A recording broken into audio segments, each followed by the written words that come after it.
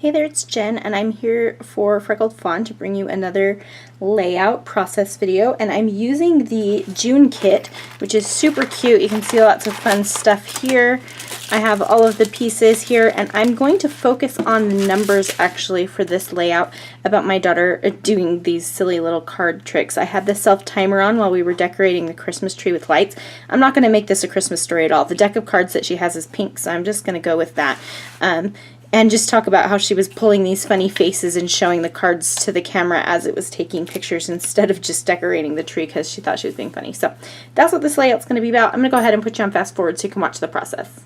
Okay, so I'm going to start this layout by arranging the numbers. I knew before I even started the layout that I wanted to fill up the background with numbers. So I'm just using a piece of white cardstock and getting one of each of the numbers. There's 3 of each of them in the package, which is awesome. And I'm just kind of playing around with them, arranging them in a way that kind of they go under the photos, but there'll still be a bunch sticking out. And I'm using one of each number, and I'm trying where I can to nestle the numbers together. So you can see the 5 where there's the opening on the side, and the curve of the 9 kind of nestles inside of it. I'm trying to do things like that to make everything kind of fit together, and I really like when things kind of do that. So I just was counting my numbers to make sure I had one of each, and what I'm going to do now is just place a teeny bit of adhesive on each number to put it down.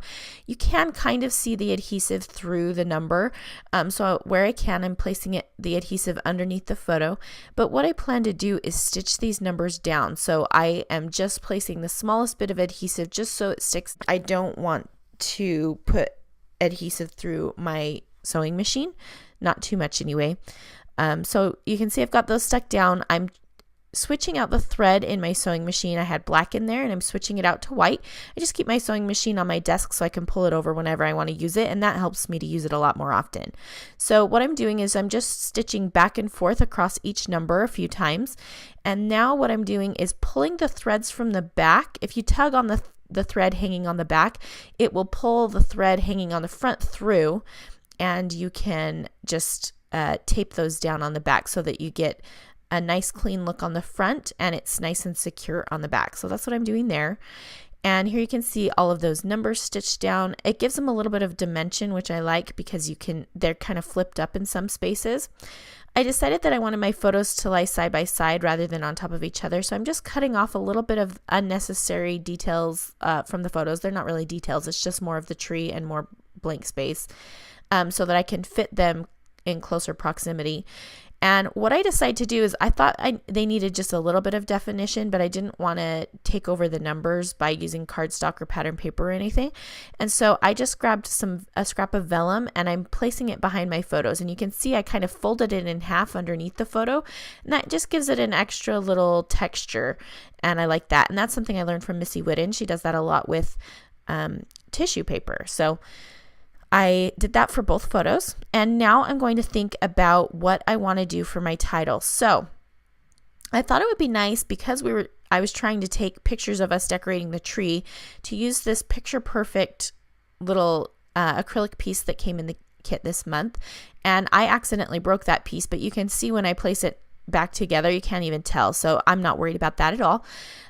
There's a little space on that left-hand photo where the windowsill was that's white, and so I thought it would be nice to rest it right there.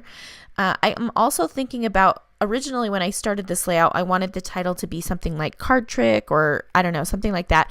And so I'm still thinking about doing that title, so it's kind of a double title. And I'm trying to decide if I want to use thickers or if I want to handwrite my title. I'm having a hard time deciding what will look good. I have a bunch of Tombow brush markers, and so what I've been liking doing lately is grabbing a brush marker, writing my title, and cutting it out so it looks like a sticker. So I'm just trying a few different options here. I also tried it with a Sharpie.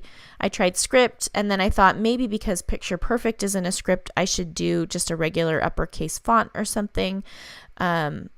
And so that's what I'm doing here, but then I don't like that either. So I'm going back and forth on what I want to do. Eventually I pulled out these Heidi Swap puffy stickers that are a bright pink color, and they really match well. And I also pulled out these ones from Fancy Pants that are the perfect shade of greeny yellow, but I decide against those also. I am going to go with the Heidi Swap letters. And so I'm just kind of placing them lightly on my background, trying to decide where they should fit in. I thought it might be nice for the word trick to rest up underneath where the 4 is. I like to, as I mentioned before, nestle things together so that it looks like they are all connected. But I'm feeling like it feels disconnected from the words picture perfect. So I put it on some wax paper so I could move it around my layout rather than picking it up and putting it down a million times. It's much easier if you'll just put it on wax paper, and then you can see through it enough to know where you want to place it. So I'm going to glue that piece down there, and I was using my Scotch Quick Dry adhesive at first, and I remembered that I prefer to use my what is it called, ThermoWeb Mixed Media Adhesive, which you can see at the top right. And so I used that to glue down Picture Perfect, and I put down the word card trick right below it. And now what I'm doing is just adding some of those really cute enamel hearts, and I'm adding 3 at the top and 3 at the bottom. I'm going to play around with the sizing a little bit to see exactly how I want to do that. And I'm putting kind of that yellow green color, a navy, and a pink in each cluster. And now I'm going to see if I can place some of these cute chipboard words, little word stickers around. And so I'm going to place one below my title, and I'm going to place, I think, 1 or 2 at the top. And I accidentally peeled off the adhesive, so I'm just adding some more as I place that down. That one says, "Hey girl," and then there's one that says, "So very happy," and one that says, "Hello." And I'm just using the white ones. There's a bunch of black and white ones on there, so that worked nicely. And even though those are really summery themed chipboard phrases, you can pick things out to work for anything. So I am just grabbing a pen, and I'm going to write my journaling, and I decide to write it below my title, and I'm just drawing some journaling lines and handwriting in that little story about my daughter pulling faces and showing her cards on that layout. I needed another line, so I'm just drawing a couple more there with my ruler.